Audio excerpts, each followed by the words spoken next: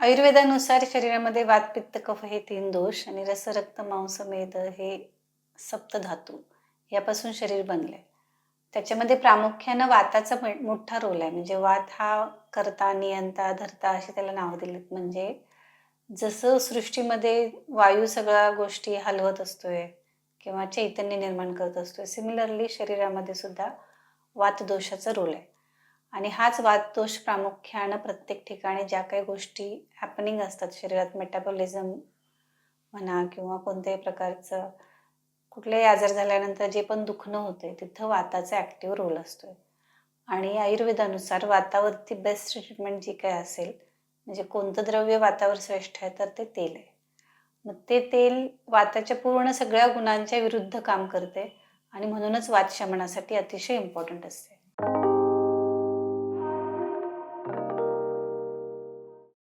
तेल हे वाताच्या विरुद्ध गुणांनी त्याच्यावरती मात करते. म्हणजे जसं की वाताची रुक्षता तेलाच्या स्निग्धतेमुळं कमी होते.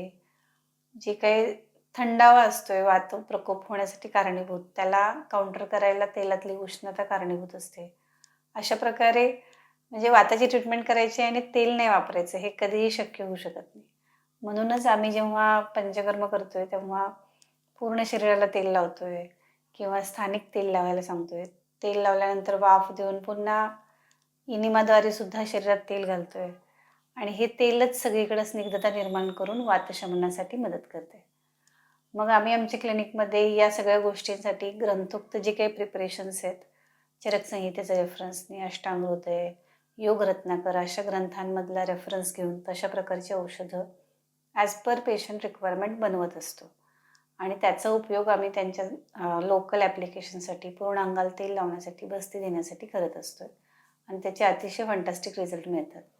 आता हे वातव्याधी म्हणजे नॉर्मली समजून घेण्यामध्ये जे पण आपण सांध्यांशी रिलेटेड आजार आहेत, ते सगळे वाताच्या अंडर येतात किंवा अगदी पॅरालिसिस म्हणा, हार्ट अटॅक म्हणा, ब्रेन स्ट्रोक म्हणा, हे सगळे वात डिस्टर्ब झाल्यामुळे होत असतात. आणि ह्याच्यामध्ये जेव्हा क्रॉनिक कंडिशन्स असतात, तेव्हा जास्तीत जास्त दिवस तेलाचा वापर केल्यानंतर म्हणजे त्याचा अभ्यास करा असं सांगितलं ग्रंथामध्ये. मग ते वात बॅलन्स व्हायला मदत होते. नॉर्मल माणसाला कोणत्याही प्रकारचं तेल लावताना शंका येते की मी काय वापरू आणि कुठलं तेल वापरू? म्हणजे मार्केटमध्ये एवढी तेलं मिळतात. तर मग कोणतं तेल सुटेबल आहे? ॲक्च्युली तो व्हास्टच टॉपिक आहे आणि त्याचा प्रॉपर अभ्यास करून वैद्यालाच तेवढं ज्ञान प्राप्त होऊ शकते. म्हणजे आम्ही आमच्या क्लिनिकमध्ये जवळ-जवळ 45 प्रकारची तेलं बनवतोय आणि ती ॲज पर पेशंटची रिक्वायरमेंट आम्ही वापरत असतो. पण काही 2-4 तेलं आहेत जी आम्ही पेशंटला घरी घेऊन जायला देतोय आणि मग तुम्ही हे त्याच्यानंतर लावत राहा आणि त्याच्यानंतर तुम्हाला त्याचा फायदा होईल अशा प्रकारे जी तेलं असतात आणि ती आम्ही पेशंटमध्ये देतोय. आज मी त्या अशा 2-4 तेलांविषयी तुम्हाला सांगणार आहे. हे एक तेल आहे कॉमनली आम्ही वातशामक म्हणून वापरतोय. म्हणजे गुडघे दुखण्यासाठी हे तेल ऑलमोस्ट आम्ही कर्नाटकापर्यंतच्या लोकांना दिलंय आणि बरेच लोकं स्वतःला चांगलं वाटल्यानंतर परत रिलेटिव्हजना पण ते तेल घेऊन जातात. त्याच्यामध्ये प्रामुख्यानं तीळ तेलाचा बेस वापरलाय आणि जे काही निर्गुंडी, पत्रस्वरस, अजून दुसरे दशमूलासारखे वगैरे बला अशा वनस्पतींचा कल्क असं सगळं वापरून हे तेल सिद्ध केलंय.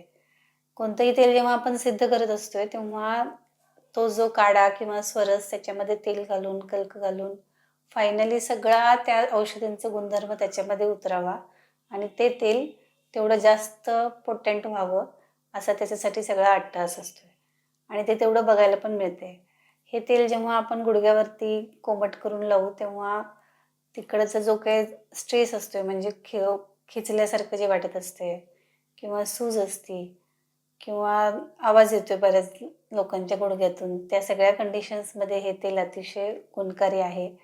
आम्ही हे जानूबस्तीसाठी पण वापरतोय आणि पेशंटना घरी घेऊन जाण्यासाठी पण देतोय आणि बरेच लोकं जेव्हा पण थोडं काही दुखायला लागलं म्हणजे त्यांच्याकडे असतेच ठेवलेलं की मॅडम तुम्ही ते दिलेलं तेल आम्ही वापरलं आणि मग दुखणं लगेचच कमी झालं अशा प्रकारचे सांगतात.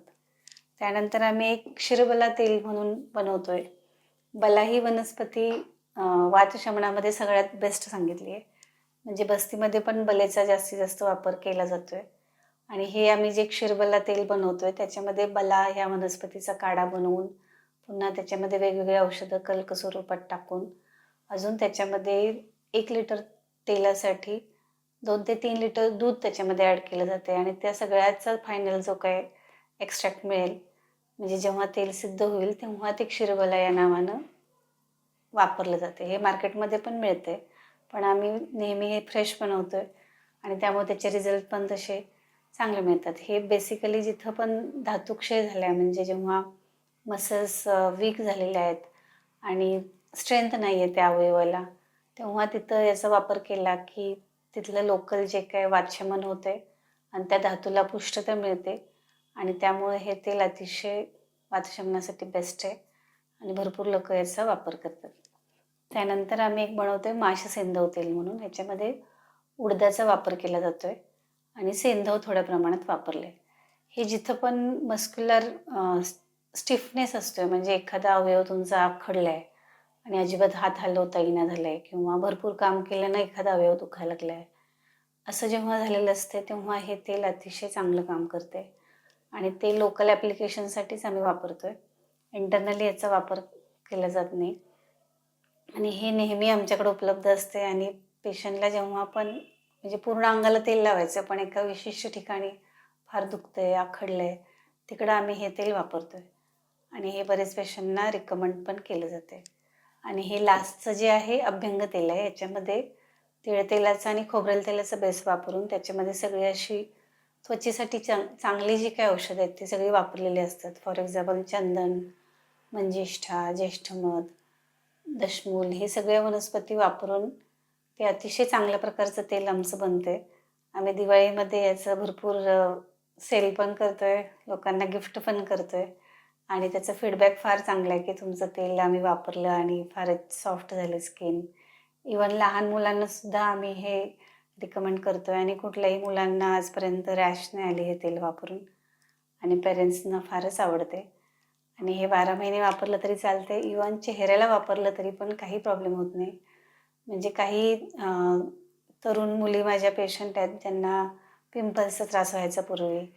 मग त्यांना हे तेल लावायला देऊन त्याच्यानंतर फक्त उटणं लावायचं, कोणत्याही प्रकारचं केमिकल वापरायचं नाही असं सांगितल्यापासून जवळजवळ 2-2 वर्ष झालं त्या मुली हे वापरत आहेत आणि त्यांचे स्किन पहिल्यापेक्षा चांगली झाली आहे, पिंपल्स उठत नाहीत आणि त्यामुळं मला अतिशय आनंद होतो आहे की आम्ही जे काही कष्ट घेतो आहे ह्या गोष्टी बनवण्यासाठी त्याचं सार्थक होतं आहे.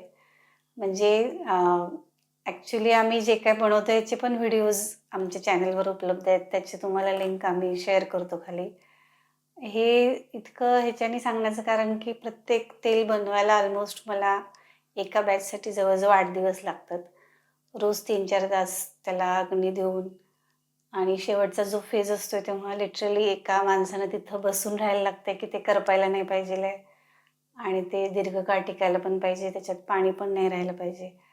ह्या सगळ्या गोष्टी अतिशय केअरफुली करायला लागतात. शिवाय आम्ही तेवढंच बनवतो की जे फार काळ राहणार नाही आणि त्याच्यामुळे त्याचा जो काही पोटेन्सी आहे ती कमी नाही होणार आणि त्यामुळं माझ्या पेशंटमध्ये मला रिझल्ट फार चांगले मिळतात.